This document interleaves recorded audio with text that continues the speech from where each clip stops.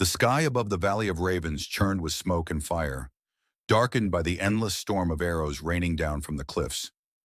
Warriors clashed in brutal waves across the broken earth, steel meeting steel, mingling with the thunderous war cries that echoed through the canyon. This was not a battle for territory or treasure. This was a war for survival. At the front line, General Kaelen stood tall, his weathered face streaked with blood and sweat. His armor, scarred and battered from countless battles, bore the symbol of the Sun Court, a fierce lion's head etched in gold. His eyes burned with a fierce determination as he raised his warhammer, shouting to rally his soldiers, even as he stared down the endless ranks of the Kashmir horde advancing from the east.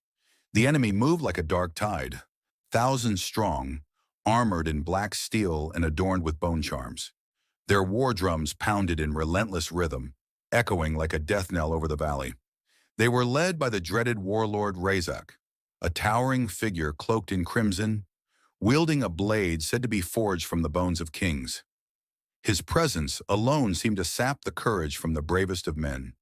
Kalen's lieutenants fought at his side, loyal to the last.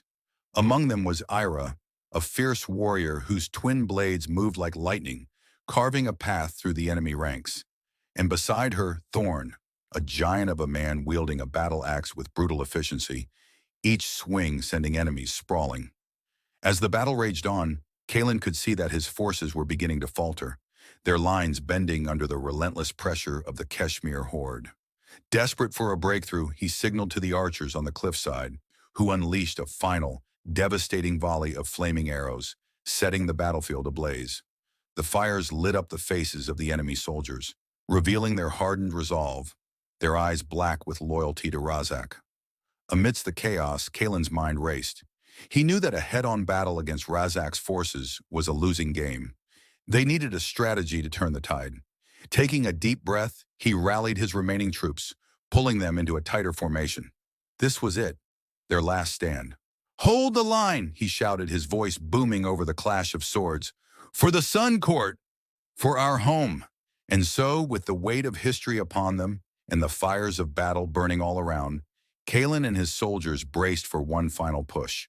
Knowing that their courage would be etched in legend long after the sun had set on the Valley of Ravens,